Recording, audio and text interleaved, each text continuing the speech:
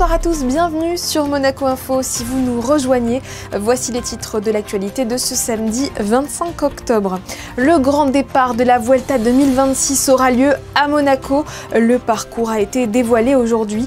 Dans un reportage à suivre, vous découvrirez ce tracé qui mettra en valeur les plus beaux spots de la Principauté. Nous recevrons ensuite le commissaire général de la Vuelta Monaco, Christian Tornatore. Autre événement sportif de haut vol, le Tennis Europe Junior Masters. Depuis plusieurs jours, l'élite des jeunes espoirs de la discipline s'affronte au Monte Carlo Country Club. Les finales avaient lieu aujourd'hui. Vous les avez suivies en direct sur notre antenne. Le débrief dans quelques minutes. Chaque année, c'est le rendez-vous des bonnes affaires. La Croix-Rouge monégasque organise sa traditionnelle braderie sous le chapiteau de Fontvieille. Notre journaliste a déniché quelques pépites. Et parce que faire du shopping, ça ouvre l'appétit, nous irons bruncher au Marlot en fin de journée. Monaco s'apprête à vibrer de nouveau au rythme du cyclisme. La Principauté accueillera le grand départ de la Vuelta en août 2026. À 10 mois de l'événement, le comité de pilotage a dévoilé les parcours à Monaco, au One Monte Carlo aujourd'hui. Le contre-la-montre aura lieu samedi 22 et la première étape le dimanche 23. Les détails avec Émilie Rousseau et Massimo Piantoni. C'est l'un des événements qui va animer l'année sportive en Principauté en 2026. Pour la troisième fois de son histoire, Monaco va accueillir le grand départ d'un grand tour. Après le Giro en 1966 et le Tour de France en 2009, c'est la Vuelta qui s'élancera de la Principauté pour sa 81e édition, confirmant ainsi le statut de Monaco en une véritable terre de cyclisme. Je pense que ça n'est plus à démontrer maintenant, mais le fait qu'on deviendra la seule ville-État, si vous voulez, à avoir accueilli les trois grands tours, enfin le départ des trois grands tours, je pense que c'est une belle satisfaction, c'est un honneur aussi, et donc on est devenu un petit peu une autre terre de cyclisme. On n'est pas la seule, mais le fait que qu'on ait aussi le lieu où beaucoup de coureurs habitent et vivent, c'est aussi un lien très très fort avec le monde du cyclisme. À 300 jours de ce grand départ, les organisateurs ont dévoilé le parcours du contre-la-montre inaugural qui aura lieu le 22 août et qui débutera place du Casino pour se finir sur la ligne d'arrivée du Grand Prix de Formule 1. Le tracé de 9,6 km, 100% monégasque, a été dessiné pour mettre en valeur les lieux emblématiques de Monaco. C'est un parcours qui est exigeant, je pense vraiment à un parcours de spécialiste. C'est une distance qui est assez courte, donc les grands coureurs de classement général ne vont pas spécialement faire la différence, on est en début d'un grand tour. Donc je vois vraiment les grands spécialistes des chronos, des personnes qui sont habituées à être en position, qui sont capables de prendre des risques et qui vont vraiment jouer la gagne et prendre tous les risques, parce que sur un parcours comme ça, chaque virage compte. Et si on fait un calcul d'une demi-seconde par virage, il y a 25 virages, on est vite dans les 15-20 secondes selon plus les parties plates où il va falloir non seulement partir fort, mais aussi être capable de rouler très vite sur les parties du Labroto et sur le retour de Fontvieille. Le lendemain, c'est depuis la place du Palais Princier que sera donné le départ fictif de la deuxième étape avant que les quelques 180 participants ne regagnent la France pour la suite de ce Tour d'Espagne. Monaco, it's a very recognizable territory for all Spanish people. We feel we are quite close to Monaco. There are many things that link both countries. So for us, the possibility to say Vuelta is departing from Monaco, in some manner we are making history. Accueillir la Vuelta est pour Monaco bien plus qu'une célébration du cyclisme et du sport en général. Cette belle fête populaire est déjà attendue par des milliers de spectateurs, dont les locaux, qui espèrent voir le coureur cycliste monégasque Victor Langelotti sur la ligne de départ de la Vuelta le 22 août 2026. Et nous accueillons tout de suite le commissaire général de la Vuelta Monaco, Christian Tornatore. Bonsoir, merci de nous accorder cette interview en marge de la présentation. Bonsoir Sarah. Nous venons de le découvrir dans le reportage. Le parcours de la Vuelta 2026 à Monaco a été dévoilé. Quel a été le défi technique pour établir ce parcours ? Le défi, c'était presque une équation en fait. On avait 10 km à trouver en intégralité dans la Principauté et c'était le premier chiffre qui nous avait été donné. Après, on avait déterminé un point de départ et un point d'arrivée, donc ça nous a un peu simplifié la vie. Mais le plus difficile, ça a été de faire la liaison entre les 2 points. Donc le point de départ, c'était la place du Casino. Le point d'arrivée, c'était la ligne d'arrivée du Grand Prix sur le boulevard Albert Ier. Voilà, il a fallu essayer un petit peu dans tous les sens et dans les grandes largeurs pour définir un parcours qui est, je dirais, assez technique. Et je pourrais le qualifier de mixte parce qu'il y a beaucoup de parties plates et rapides et 2 parties beaucoup plus techniques. Et lors de votre prise de parole, vous avez dit, je reprends vos mots, Monaco est un bijou dont on doit montrer les multiples facettes. Est-ce que vous faites référence donc à ce tracé du contre-la-montre qui est intégralement dessiné dans les rues de la Principauté et qui met en valeur les lieux emblématiques du pays ? C'est absolument ça, quitte à ce que les commentaires de la télévision espagnole soient en adéquation. Donc ils vont faire des repérages, ils viennent je crois la semaine prochaine, et je pense qu'ils vont sélectionner des points de vue qui pour nous paraissent peut-être un petit peu ordinaires ou tout à fait inscrits dans le paysage monégasque, mais qui pour la télévision et pour les productions internationales sont essentiels pour faire connaître notre principauté. Cet événement forcément contribue au rayonnement de la Principauté qui deviendra d'ailleurs la seule ville au monde à avoir donné le départ de 3 grands tours. Oui, effectivement, en 1966, c'était le Giro. En 2009, c'était le grand départ. Et cette année, donc l'année prochaine, 2026, le départ de la Vuelta. C'est la seule ville au monde qui a pu, au cours des derniers temps écoulés, avoir ces 3 départs, et ce qui est exceptionnel dans la vie sportive d'une agglomération comme la Principauté, qui est aussi un État d'ailleurs. Et les équipes travaillent donc sur ce grand départ. Qu'est-ce que cela représente en termes d'organisation ? C'est la mise au service des organisateurs, de tous les services de l'État, parce que nous sommes dirigés par un comité de pilotage, dont je dirige le comité opérationnel, qui fonctionne avec les services pour le secours, pour l'assainissement, pour la qualité de la chaussée, pour les bénévoles aussi que l'on doit embaucher parce qu'il y aura nécessité d'avoir des personnels pour les traversées piétonnes par exemple, etc., etc. Donc c'est énormément de monde qui est impliqué dans l'organisation de la manifestation, même si on ne les voit pas trop, mais ce sont des gens qui vont faire plusieurs réunions avant la manifestation pour pouvoir recentrer tous leurs moyens pour une meilleure efficacité. On a besoin d'absolument tout le monde.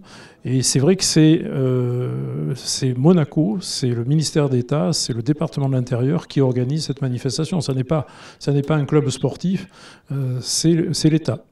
Est-ce que vous recherchez encore des bénévoles? Et si oui, comment est-ce qu'on peut se rapprocher de l'organisation? Avec moi, vous vous rapprochez avec moi, puisque je suis le commissaire général de la manifestation.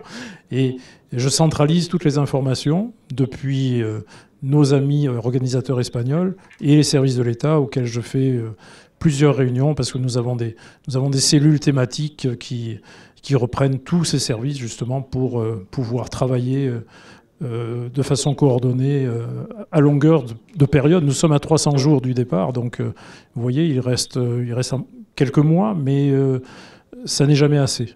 Et quelles sont les prochaines grandes échéances? Alors, la prochaine grande échéance, c'est la présentation totale du parcours de la Vuelta, donc avec les 2 premières étapes qui partiront de Monaco.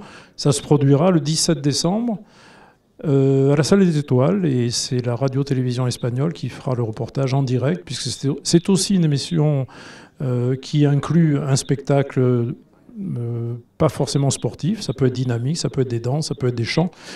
Donc c'est véritablement le lancement de la manifestation au niveau international, mondial, et ça aura lieu à Monaco. Habituellement, ça a lieu à Madrid. Et cette année, ça aura lieu pour faire plaisir à la Principauté. Et eux, au monde entier, nous serons une fois de plus aux premières loges. Merci beaucoup, Christian Tornator, d'avoir été avec nous sur Monaco Info. Merci, Sarah. Bonne soirée. Direction à présent le Monte Carlo Country Club, où le gratin des jeunes espoirs était réuni à l'occasion du 5e Tennis Europe Junior Masters. Le tournoi a débuté mercredi et les finales avaient lieu aujourd'hui. Vous avez d'ailleurs pu vibrer en direct avec notamment Christophe Pacaud et Laurent Orsini, que nous retrouvons sur place. Bonsoir à tous les deux.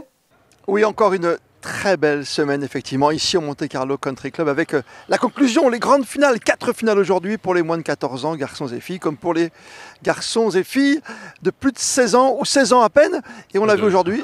De plus, de moins. Ou de moins, avec ses 16 ans en tout cas, et ce garçon qu'on avait déjà vu l'an dernier qui nous a ébloui en toute dernière rencontre, la grande finale avec Rybkin qui s'est imposé. Oui, c'est vrai, il a survolé ce match. On a vu un joueur qui nous a impressionné et par sa qualité tennistique et par son attitude sur le terrain. Un très très beau joueur qu'il faudra suivre parce qu'il est déjà parmi les meilleurs joueurs du monde en junior, en moins de 18. Et donc voilà, après le prochain c'est les ITF futurs et l'ATP pour lui qui s'ouvre. Exactement. Les grands tournois et pourquoi pas ici à Monte Carlo après sa victoire 6-1, 6-3 face à un Stan Put qui n'a pas démérité sur ce court central. Et honnêtement, ce sera peut-être un des garçons qu'on va retrouver plus tard à l'image des Nadal, Zverev qui sont imposés dans cette catégorie. Mais on espère pour lui en tout cas, mais on peut pas le prédire aujourd'hui. C'est tellement long et c'est tellement compliqué d'arriver au très très haut niveau. Mais lui en tout cas, il a l'air d'avoir toutes les armes aujourd'hui déjà prêtes pour pouvoir accéder au niveau supérieur. Il était déjà venu donc dans les 14 ans, comme Kovacevic qui était venu déjà l'an dernier et qui avait gagné dans sa catégorie avant de s'imposer aujourd'hui en 16 ans aussi chez les demoiselles. C'est vrai, après avoir été mené 3-1, elle a gagné cette finale 6-3, 6-1 assez facilement, un peu plus facilement que l'année dernière avec cette dramaturgie, avec le court trempé, le père qui partait, qui revenait. Donc on a un petit peu observé son papa qui était là mais qui a été un peu plus tranquille et qui a vécu cette finale assez relax et qui a félicité sa fille. On l'a vu à l'image avec même son adversaire avec une belle accolade. Donc c'était très facile pour elle, plus facile que l'année dernière en tout cas. Contre Mademoiselle Pop, elle s'impose 6-3, 6-1. Ça c'était pour la catégorie des 16 ans. Juste en dessous pour les 14 ans, on a encore là peut-être vu une pépite.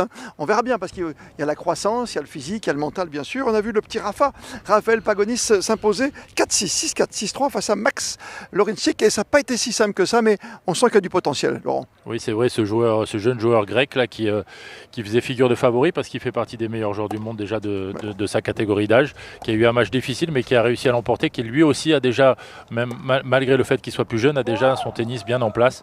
Et puis avec des leaders comme Stefanos, voilà le tennis grec qui est en plein essor, exactement. Et puis il a déjà ses petits sponsors, la casquette à l'envers, il a déjà un style. C'est ça, exactement. Et la première finale qui a débuté ici à 10h, on est en direct sur Monaco Info, toute cette journée de samedi ici au Country Club de Monte Carlo. C'est Zelilanil Sukuroglu, la petite joueuse turque bouillonnante, bien tonique, qui s'est imposée en 3 manches également, 2-6, 6-2, 6-4 face à une prometteuse Emilia Nixon, tout juste 13 ans hier. Oui, c'est vrai, cette jeune joueuse de 13 ans qui avait emporté le premier set, qui ont pensé aller l'emporter en 2-7, mais qui a eu son jeu qui s'est un petit peu dégradé au fil des jeux, au fil des sets, et qui a perdu en 3-7 avec une joueuse turque qui était vraiment très très solide du début à la fin, qui a laissé passer l'orage et qui a été plus solide que son adversaire jusqu'à la fin du match et qui l'a emporté. 4 grands succès, 4 champions en herbe qu'on retrouvera peut-être un jour ici même sur ce central au Monte Carlo Country Club. Voilà pour ce bilan avec Laurent Orsini, Frédéric Elion de cette grande journée de tennis et l'avenir dans la tête bien sûr ici au Monte Carlo Country Club. Merci à vous. Et puis en parlant de petites balles jaunes, Valentin Vachereau est à 2 doigts de retrouver son cousin Arthur Rinderknecht au Masters 1000 de Paris. Le tirage au sort du Rolex Paris Masters a eu lieu hier soir et le deuxième tour pourrait prendre des airs de revanche entre les finalistes de Shanghai. Détenteur d'une wildcard pour le tournoi parisien, le monégasque fraîchement sacré en Chine défiera le Tchèque Jiří Lehečka, tête de série numéro 14 et 17e mondial lors du premier tour. Son cousin affrontera lui un joueur issu des qualifications pour se lancer dans la compétition. Objets pour la maison, vêtements, articles de luxe, l'heure est aux bonnes affaires sous le chapiteau de Fontvieille. La braderie annuelle de la Croix-Rouge monégasque a lieu aujourd'hui. Sur place, c'est l'effervescence, Théo. Et oui Sarah, comme chaque année, la grande braderie de la Croix-Rouge attire beaucoup de monde et quand on voit tout ce qu'il y a à l'intérieur, on comprend pourquoi. Allez, suivez-moi, je vous emmène voir tout ça.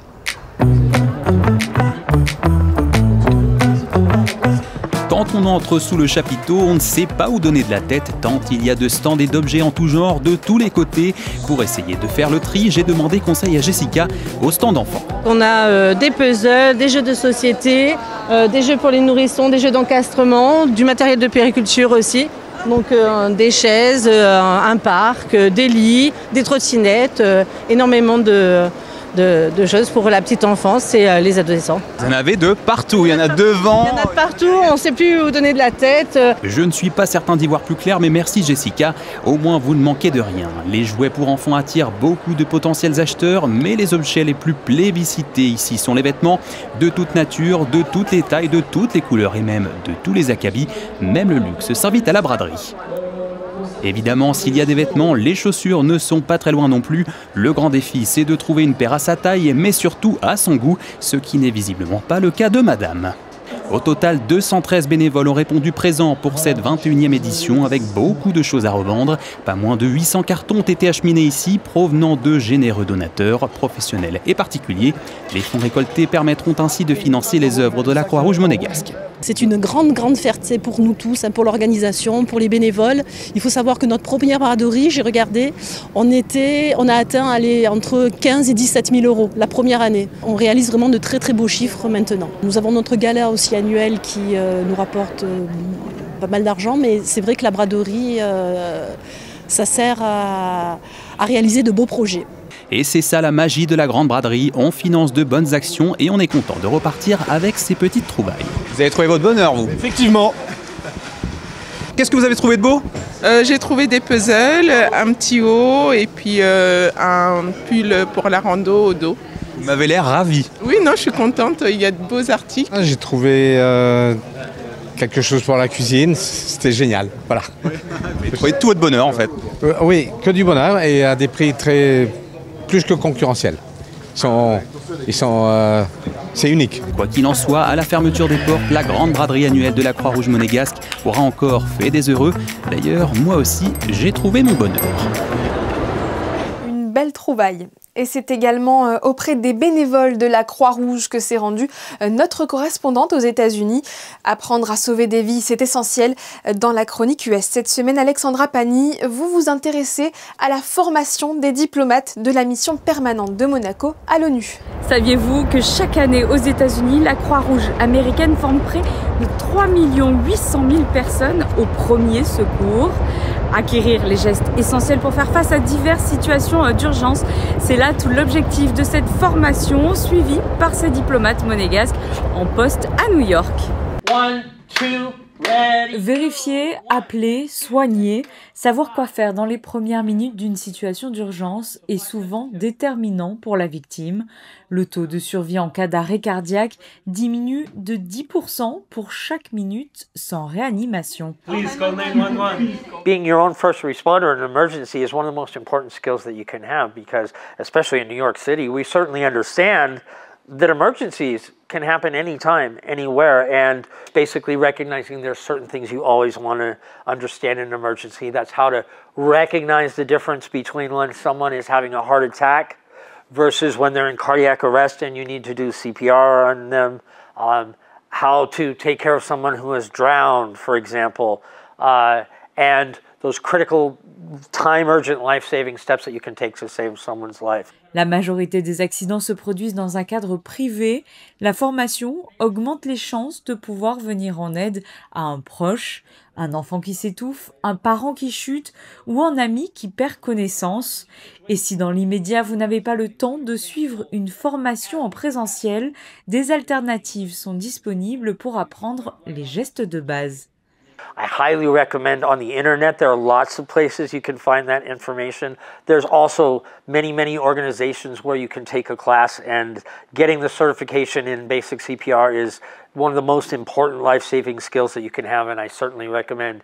I've personally taught that to more than 20,000 school children in the New York City area, and just learning to do compressions only. Just understanding that you want to, take your hands and put one on top of the other, keep your elbows nice and straight, and do compressions right in the middle of someone's chest to the song Staying Alive, stay alive, and do compressions about 2 inches deep on someone's chest until help arrives. Just that, if you don't know anything more than that, you can save someone's life. Des réflexes qui peuvent faire une véritable différence lors d'une situation d'urgence. Et il attire de nombreuses familles, en particulier lors des vacances scolaires. Le musée océanographique se renouvelle sans cesse et propose actuellement 3 nouveautés pour enrichir le parcours de visite. Elles ont été présentées hier lors d'une soirée inaugurale baptisée Reconnaissance en présence du prince Albert II, Théo Schumer et Jean-Alexandre Dordet. Le musée océanographique est en constante évolution. Quand ce n'est pas une nouvelle exposition, ce sont des innovations. La première, présentée officiellement ce soir, est un dispositif audiovisuel installé en salle de conférence qui fait désormais parler les murs. Les murs parlent aux visiteurs à travers des grands témoins de l'histoire de l'Institut océanographique, mais aussi de la recherche et de l'engagement pour la protection de l'océan, à travers des bornes d'écoute qui sont rattachées à des périodes des souverains. Donc on a des grands témoins de la période Albert Ier, de la période Régnier III et de la période de SAS le prince Albert II, qui viennent nous signifier et à travers de courtes citations, expliquer aux gens quel a été leur engagement vis-à-vis de la protection de l'océan. L'écran géant de la salle de conférence projettera également de manière aléatoire un film de 10 minutes permettant aux visiteurs de découvrir, là encore, l'histoire de la salle en elle-même et celle de l'Institut océanographique. L'autre star de la soirée est l'un des bassins emblématiques du musée qui vient d'être rénové et rebaptisé au nom de Jean Jaubert, hommage à celui qui a dirigé le musée de 2004 à 2007. Au bout de 35 ans à peu près, l'aquarium d'origine que j'avais installé en 1989 s'était dégradé au point qu'il a fallu le changer. Donc il a fallu sortir les coraux, les garder dans un autre aquarium, reconstruire un nouveau bac, c'est celui que vous voyez ici. Et donc c'est un travail très important et qui demande du temps, notamment pour le nouvel aquarium, le temps que les processus biogéochimiques et purifient l'eau aient le temps de se développer suffisamment. Un bassin de 36 000 litres qui n'est pas juste un hommage au professeur Jaubert, mais surtout le fruit d'un travail acharné sur la culture des coraux qui sont exposés ici. Cet exploit, à l'époque, les conditions de transport et de communication étaient complètement différentes de ce qu'elles sont maintenant. Et on ne savait pas du tout purifier suffisamment l'eau d'un aquarium pour que les coraux puissent y vivre. Et ça a été possible parce que j'avais, un peu par hasard, découvert un procédé biologique de purification de l'eau au cours d'expérimentations que je faisais en mer Rouge et que j'avais en premier lieu appliqué au développement de coraux dans un laboratoire que j'avais à l'université de Nice à l'époque. Mais ce n'est pas la seule nouveauté, la visite s'est terminée par l'inauguration de nouvelles plaques, une marque de reconnaissance envers les mécènes et les fidèles partenaires de l'Institut. Ces 3 nouveautés montrent donc à la fois que la culture de l'environnement marin est encore et toujours au cœur des préoccupations de la principauté, mais surtout qu'elles ne sont rien sans le soutien et l'engagement de tous ses partenaires. C'est un rituel pour beaucoup et pourquoi pas juste avant une visite au musée d'ailleurs. Le brunch du dimanche, une bonne adresse à vous partager. Le Marlot, au cœur de Mare Terra, propose 2 formules gourmandes à savourer au soleil sur la terrasse du restaurant ou dans les fauteuils cosy à l'intérieur. Alban Gingembre et Alex Avial ont testé pour nous. Le week-end, le quartier de Mare Terra prend la forme d'une promenade pour les familles. Et après une balade dans un décor bleu-azur, quoi de mieux que d'aller bruncher? On a une formule avec viennoiserie, les œufs, on a assez de fruits ou granola qu'on fait maison, bien sûr, avec nos fruits secs et nos flocons d'avoine qu'on torréfie nous-mêmes. Et nous avons aussi quelques plats pour la grande formule qui sont le cabillaud, le roast beef qui est vraiment typique un peu anglais qu'on fait avec des pickles à la sauce piccalilli. Et nous faisons aussi une salade César qui est plus légère pour les personnes qui veulent manger plus léger. Moi j'adore le pain qui est twisté à la noisette avec un praliné noisette et quelques noisettes et le roast beef qu'on cuit nous-mêmes avec des herbes et qu'on cuit lentement au four et qu'on fait avec une petite sauce piccalilli et quelques pickles de légumes. Pour beaucoup de personnes, Marlot, c'est vraiment une ambiance cosy, chaleureuse, où on s'y sent bien. C'est un peu une ambiance comme dans un salon, très cosy, où on est dans des grands fauteuils, où on se sent très à l'aise. Donc pour moi, c'est vraiment l'ambiance Marlot et le brunch le reflète très bien. Rendez-vous les samedis et dimanches de 11h30 à 15h30 pour un brunch typique à l'anglaise. Et concernant les tarifs, les menus sont à 55 € et 70 €. Voilà, cette édition est terminée. Nous la refermons sur les cours du Monte Carlo Country Club où c'était l'événement ce samedi, le 5e Tennis Europe Junior Masters que vous avez suivi en direct sur Monaco Info. Les jeunes ont frappé la balle devant l'objectif de Manuel Vitali. Dans un instant, la météo de Théo Schumer. Quant à moi, j'aurai grand plaisir à vous retrouver demain dès 18h30. Excellente soirée sur Monaco Info.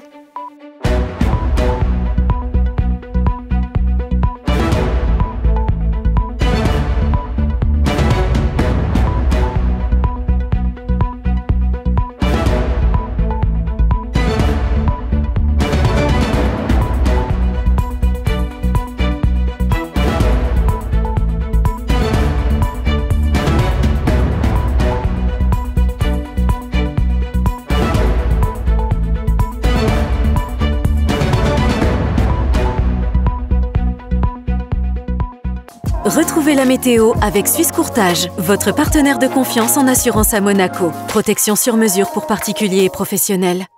Bonsoir à tous, ravi de vous retrouver pour vos prévisions météo. Des conditions particulièrement instables encore ce dimanche. C'est sous la grisaille que vous passerez votre matinée, mais quelques éclaircies sont attendues l'après-midi. En revanche, Benjamin n'a pas encore dit son dernier mot. On aura encore beaucoup de vent, notamment le matin, avec des rafales pouvant atteindre 55 km/h. Côté température, il fera un peu plus frais que d'habitude, 17 degrés en matinée et jusqu'à 19 au plus fort de la journée. Demain, nous souhaiterons une bonne fête au Dimitri et puis surtout, n'oubliez pas le changement d'heure. Nous gagnerons 1 heure de sommeil. Belle soirée avec nous. C'était la météo avec Suisse Courtage, votre partenaire de confiance en assurance à Monaco. Protection sur mesure pour particuliers et professionnels.